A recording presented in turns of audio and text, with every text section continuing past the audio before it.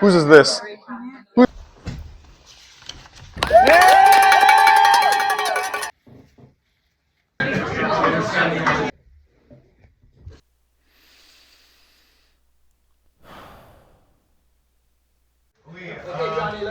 I just want to say thanks for everybody coming here.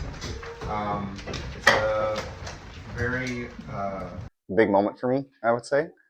This is something that I've always dreamed of doing. And I just kind of wrote a couple things just to kind of say thank you, but also kind of share my thoughts of what I've learned over the last 6 years. Thank you all for taking the time to watch this. Thank you all for taking the time and watching this. I read a quote recently that said, the cost of community is inconvenience. So thank you all for coming to this inconvenient event. so thank you all for being a little inconvenient today. Your time means everything to me. Before I begin, I want to start with some thank yous. Mama and Papa, Joseph and Sarah, McKenna and Greg, To my cousins, my aunties, my uncles. And Grandma and Grandpa, where are they? I want to thank my cooperating teachers Sarah Barton and Jen Nelson for instilling a meaningful passion of teaching and caring for others. I also want to thank Laura Sokol for believing in me, instilling a deep passion for educating, and for constantly reminding me why I am a great teacher. I also want to thank my therapist Melissa McIntosh for staying with me since grade 10 and helping me grow into the person I never guessed I would become. Along with her guidance and the help of the works of Brené Brown, Melissa metaphorically held my hand through every step of the way in facing harsh truths, understanding my own depths as a person, but most importantly, changing the way I love myself. I also want to thank Frank Ocean, Mac Miller, Kendrick Lamar, Daniel Caesar, Tyler the Creator, Geese, Cameron Winter, and every other artist or band that has made an impact on me. Thank you for holding me down, helping me through some of the hardest times of my life, and saying what I needed to hear most, but also just making good-ass music. I want to thank all my closest friends who remind me of the kind, caring, and loving person I am, and who continuously inspire me to be a better person every day.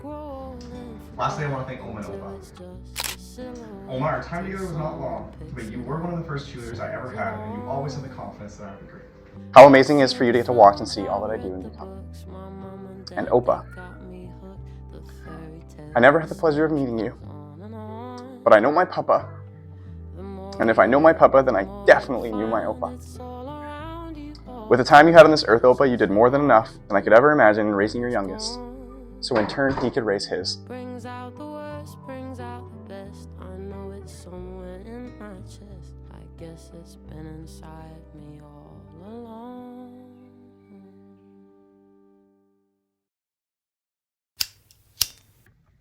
When I was about 9 years old, my Oma had an operation that left her in the hospital for a few days. While she was recovering, my family and I went and visited her. It being a Sunday, we decided to take Oma to the chapel in the hospital. When we came out of the elevator, we entered a very small, dimly lit room with a few benches and a podium at the front. There were about 15 people total in the room, including the 6 of us. One of the strangers attending church was a very old woman who you could tell had lived a long life and was a patient of the hospital.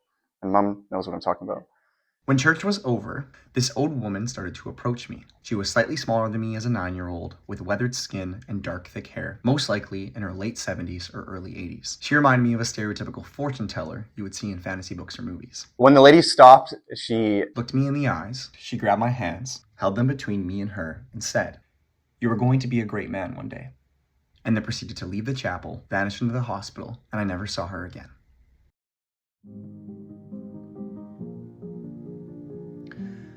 I would like to think that this lady was telling the truth, as if this interaction was some divine intervention. Although, for all I know, she could have been an old, senile lady. who was off her meds that day. Regardless of why she came up to me, what matters is what she did for me. On that day, she gave me something that I will always protect. It's what keeps kids up at night on Christmas Eve. It's what we do when our tickets are being drawn at a social. And it's what we say to ourselves when we are uncertain for what is about to come. It's found in get well soon cards, greetings and emails after a weekend, and in students wanting to be paired up with their best friend for seating arrangements. It's found in test results, in calling someone last minute, in packages mailed to loved ones, in home decorations, and in birthday candles. It's what farmers do for good weather during harvest season, and it's what Papa does before covering a silage pile. It's the root of all Disney movies. It's found in music throughout all of history. It's seen in books, art, and Hollywood. It's what got the Holocaust survivors to the end of the war. It's what cancer patients believe in when going through treatment, and it's seen in new parents trying to raise a family. It's found in every religion and every culture that walks this earth. It's seen in the man asking for money on the street to the CEO and starting a new project for the company. It has always been around us and can be seen throughout every major moment in history. It's what Brené Brown describes as equally as important to the air we breathe. Most importantly, it's something that can be taught, modeled, and learned by others. It's what creates change, builds resilience, and is found within passion, innovation, and social justice. It's a 4-letter word with a bossy E at the end, making the vowel sound to say its letter name. It's found between the words hop and hopefully in the dictionary, and is defined as a feeling of expectation and desire for a certain thing to happen. However, I like to define it as a belief with action for a better future.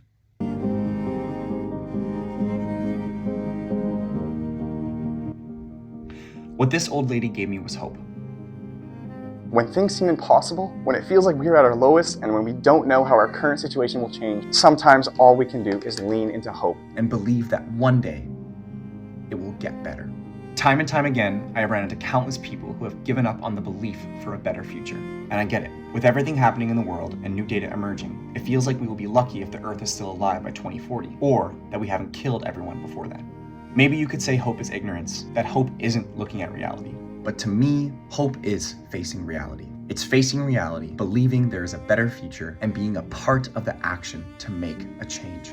If we ever want a better future within our friendships, within our families, within our communities, within ourselves, within our countries, and on planet Earth, we can't just give up on hope. Giving up on hope guarantees nothing will change, for the world to burn, for communities to suffer, for diseases to become more deadly, and for a terrible life for our next generations. Giving up is always the easiest thing we can do. And so the way I see it, if anything, hope requires more work, more effort, and might be deemed as a little crazy. My pet peeve throughout my teaching career has been veteran teachers who have explicitly said to me and my other teacher friends, "Are you sure you want to become a teacher?" Or, "Just you wait, it won't be long before you ask yourself, why did I become a teacher?" Or my personal favorite, "You must be crazy if you want to be a teacher." When I think about the trailblazers of change and innovators that were the first of their kind, I think of Terry Fox, who lost his leg to cancer at a very young age. But he still had the courage of running across Canada that ultimately changed cancer research and care forever. I think of Steve Jobs, who dropped out of college in his first semester, but still created a blueprint for handheld devices today and the most efficient and effective way of communication, which has saved millions of lives. I think of J.K. Rowling, whose first book was rejected 30 times and was told it just wouldn't make a good book, who then proceeded to create one of the most iconic book series of all time. I think of Martin Luther King Jr., Nellie McClung, David Suzuki, Thomas Edison, Jackie Robinson, and the list goes on forever. I would like to think that the people who have created or done something so historic, so monumental for society, for certain cultures, for certain people, that they had to have been deemed a little crazy. So yeah, I think I am a little crazy. I think I am crazy for wanting to be a teacher.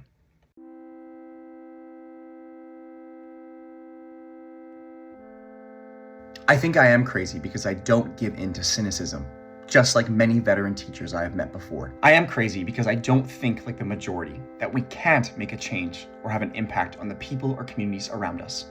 I guess I am crazy for wanting students to live in a world where they can go to school freely without the worry of being bombed or killed, or have enough food to feed them throughout the day, or the right diagnoses for better support and care, or live in a world where parent figures are active in their lives. Yeah, I think I am crazy to think it's important to teach our younger generations how to take care of our Earth, which, by the way, is the only planet we have to live on. I guess it does make me crazy that I want kids to learn how to build positive relationships in a world ran by artificial connection through wires and a screen. Call me crazy because I want students to feel like they matter, feel like they belong. I feel like they can be something in this world. I guess I am crazy for wanting students who have crossed mountains I will never cross.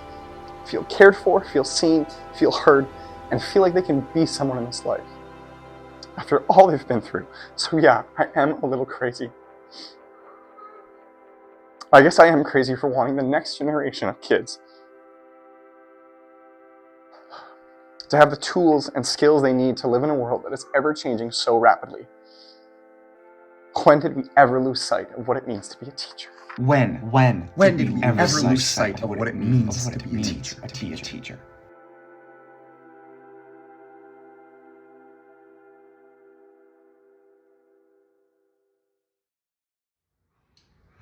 So sure, call me crazy. Look at my profession as one that isn't what it used to be, and see my job as a living nightmare. But if I'm crazy, at least in my mind, I know I have hope. Because no change, no innovation, no positive impact on humans has ever been born without hope being the driving factor. This, hope, this is what kids need today. And it doesn't do our future any good if we are giving up on kids. So today, I promise, with all of you watching as my witness, that I won't give up on kids. And for the day that I do, I will go somewhere else that I can have an impact. Wherever it may be, I will go somewhere where I can help. Instead of complaining and gossiping about what this job used to be.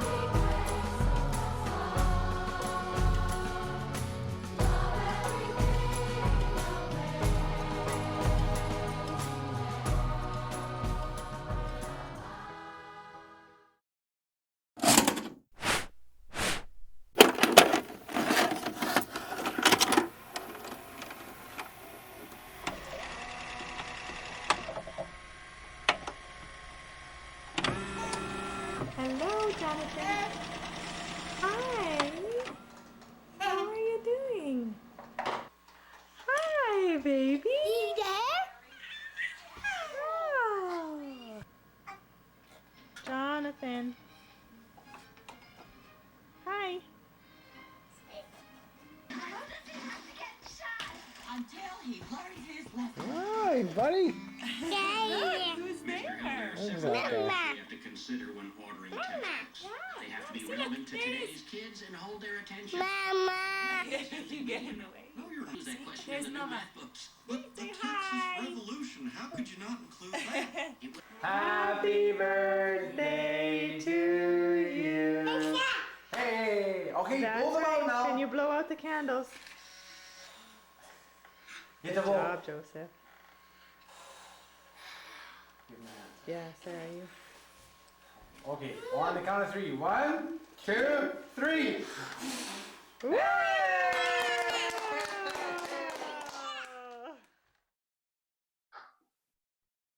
For a majority of my life, I have never felt like I've truly belonged.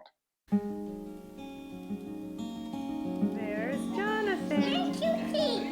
There's your book. See? I grew up a scared kid, fearful of never being someone that I'm proud of. There he is. There's snow in your hair. To this day, I still deal with the fake stories I told myself as a kid. That I'm worthless. That I'm not enough.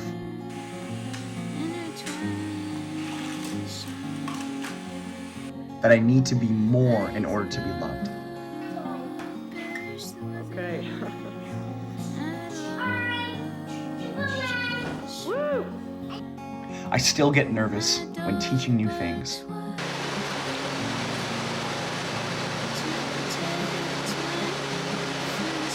And I still get nervous when having an honest conversation with someone close in my life. Okay, I'm watching. Woo! Good for you.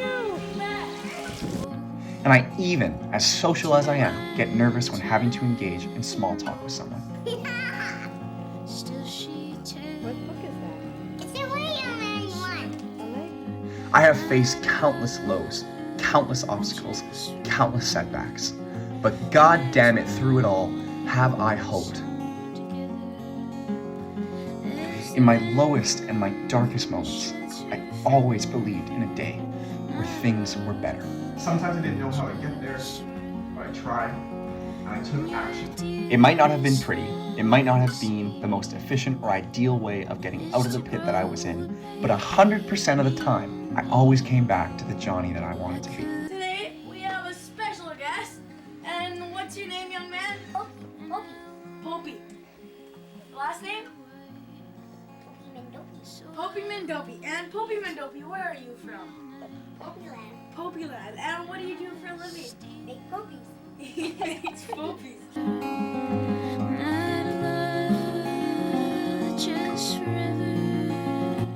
I am not the smartest, fastest, strongest, nor quickest. However, I may be the funniest, but regardless. But regardless, I always knew I was worth something.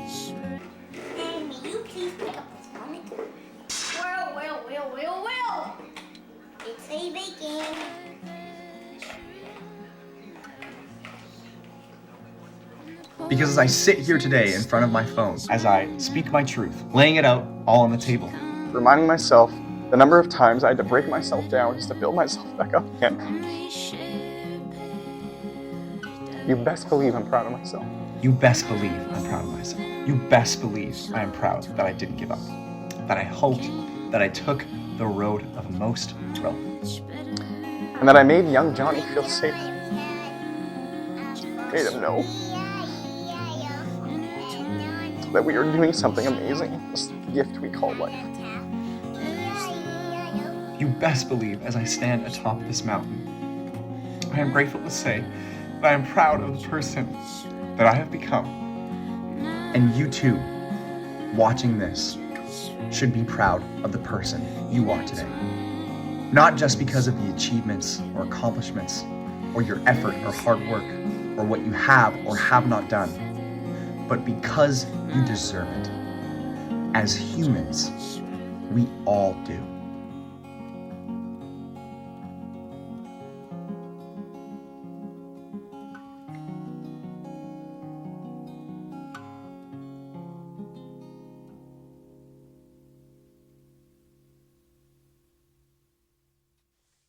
I'm very proud of finally accomplishing one of my dreams, of becoming an educator.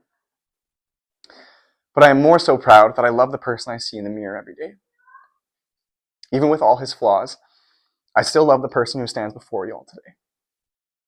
And this didn't come overnight. It came with hope. It came with having the belief, with action, that one day I would be living in a better future. And so I hope my story is something that others can learn from, not just one with a happy ending. So if there's any advice I can give, please do not give in to cynicism. Do not give up on hope. Because the second that we give up on hope is the second we give up on everything. What I want to leave with you all is a quote by Theodore Roosevelt that reminds me to continue to hope, to continue to take action, to continue to try and make a better future, regardless of what others might think or say, and regardless of what's happening in the present moment. It is not the critic who counts. Not the man who points out how the strong man stumbles where the doer of deeds could have done them better. The credit belongs to the man who is actually in the arena, Whose face is marred by dust and sweat and blood. Who strives valiantly. who comes short again and again, Who spends himself in a worthy cause. who at the best, in the end, knows the triumph of high achievement, And who at the worst, if he fails, at least fails while daring greatly, so that his place shall never be with those cold and timid souls who neither know victory nor defeat. You got someone coming, your spit ain't game. Oh, you got it.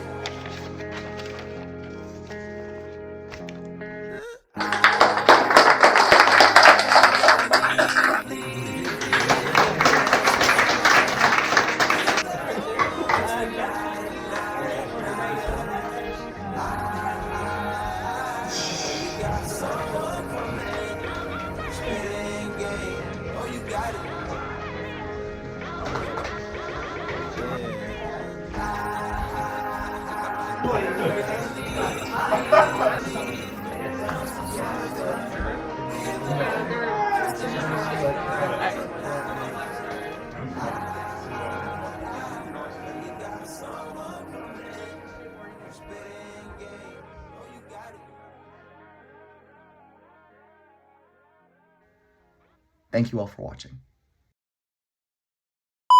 And I'm grateful for being the best BattleBit gamer there ever is! Y'all are not ready for this, and this ain't no Roblox either. This is BattleBit. Look at this, coming up. 1, 2. Look at that. Look at these guys. Oblivious. They're not even paying attention. Yeah, but look at this. 1, 2, 3. Oh my God. What? That guy had no chance. Him, no chance. Look at this. He doesn't know what's going on. Him, what the heck is going on? Look at coming around the top. These guys don't know what they're doing.